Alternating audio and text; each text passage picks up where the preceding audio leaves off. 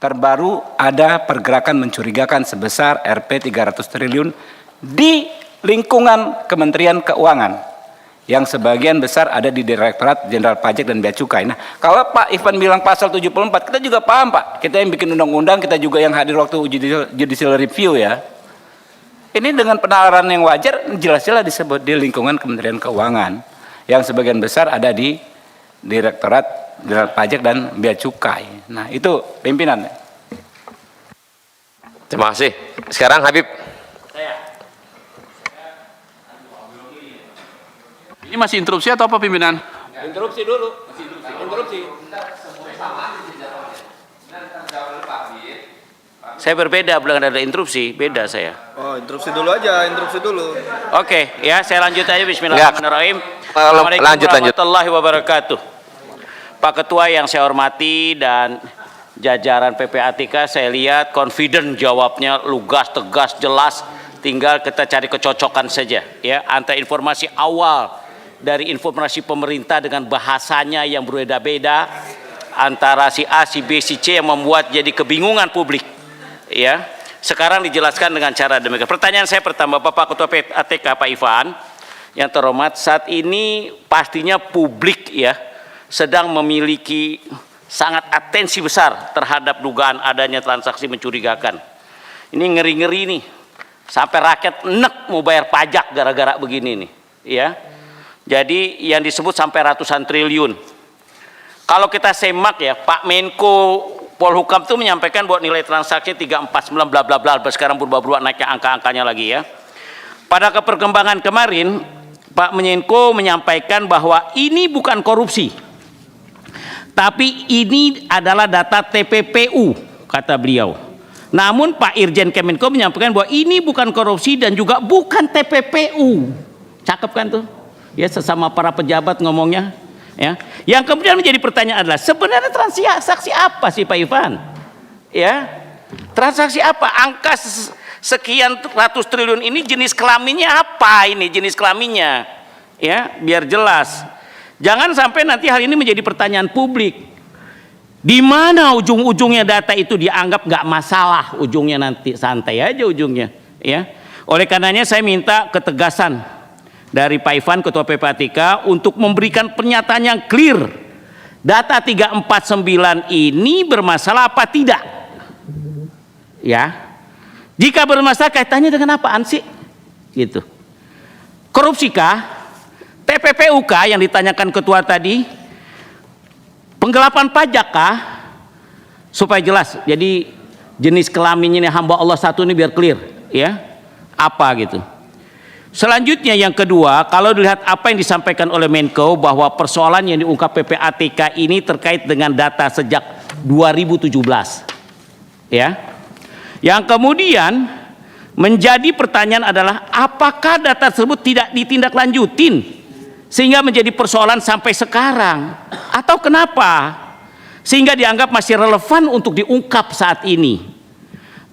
Nah, jika memang ada transaksi mencurigakan sejak 2017 yang kemudian ditindaklanjuti oleh aparat penegak hukum, kenapa nggak langsung dilaporkan presiden?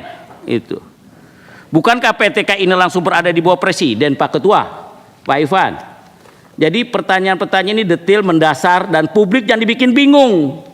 Jangan sampai gara-gara kesalahan Anda para pejabat keuangan di Republik ini mengganggu pembayaran pajak di negara kita. Itu perhatian. Terima kasih. Assalamualaikum warahmatullahi wabarakatuh. Terima kasih. Oke, bentar. Pak Ivan, monggo dijawab satu persatu supaya tidak pusing Pak Ivan ya. Silakan Pak Ivan. Habis ini Pak Suding ya. Oke. Anda. Iya, sekali lagi. Ya, sekali lagi perlu kami tekankan dan tegaskan keyakinan kami bahwa informasi hasil analisis dan hasil pemeriksaan itu adalah informasi yang mengandung tindak pidana pencucian uang berdasarkan hasil analisis PPATK. Jadi jika dia tidak ada kandungan indikasi TPPU, dia tidak mungkin akan disampaikan kepada pihak manapun juga. Akan didatabasekan ke database kami. Jadi kami punya kewenangan untuk mendatabasekan. Nah, jika dia sudah keluar sebagai produk HA dan HP, itu tentunya kami berkeyakinan sudah ada indikasi tindak pidana pencucian uang. Nah, yang kita sampaikan ke Kementerian Keuangan itu memang karena sekali lagi bukan ngajarin, ini bukan menggarami laut. Ini memang karena ketentuan pasal 74, tidak lebih dari itu.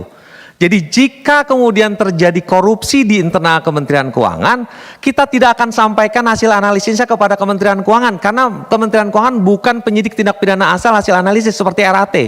Kita tidak serahkan HA atas nama RAT kepada Kementerian Keuangan, tapi kepada KPK.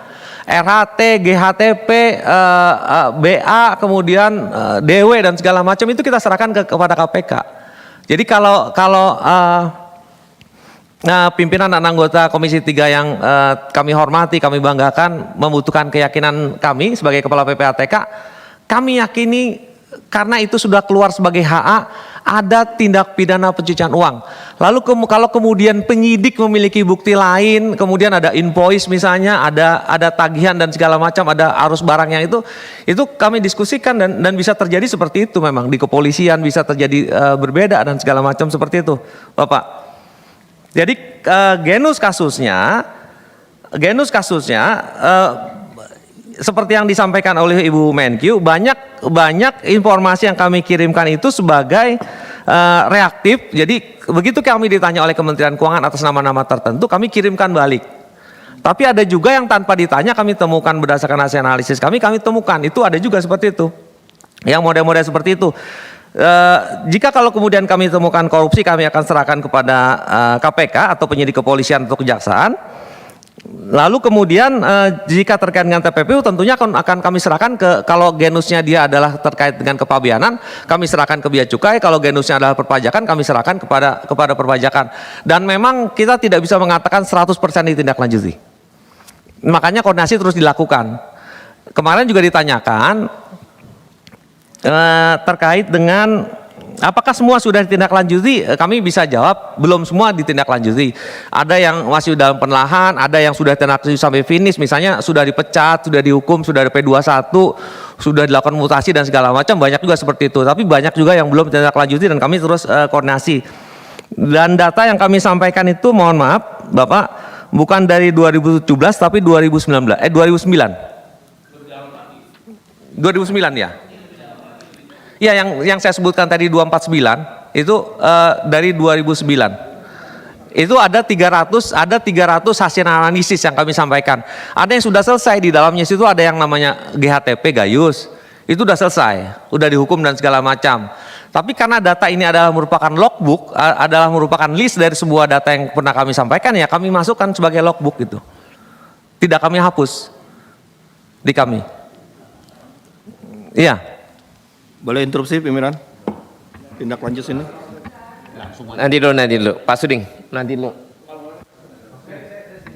Oke. Jadi Pak Ketua PPATK ya, di sebelah sini.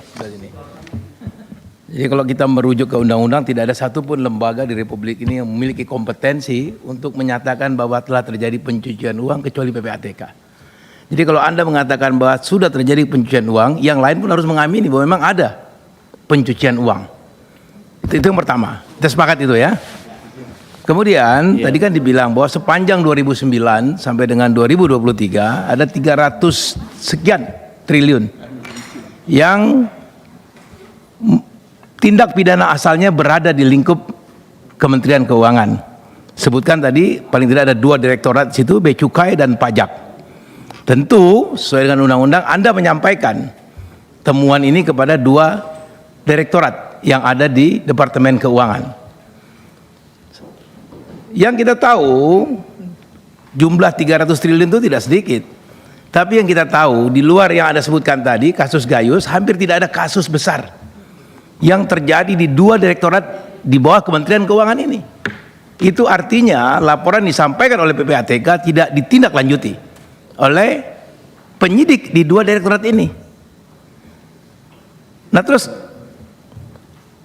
keadaan yang seperti ini kenapa tidak pernah Anda sampaikan dalam rapat-rapat di Komisi 3? Tentu dengan kewenangan yang kami miliki, kami bisa juga mempersoalkan itu kepada kementerian yang terkait.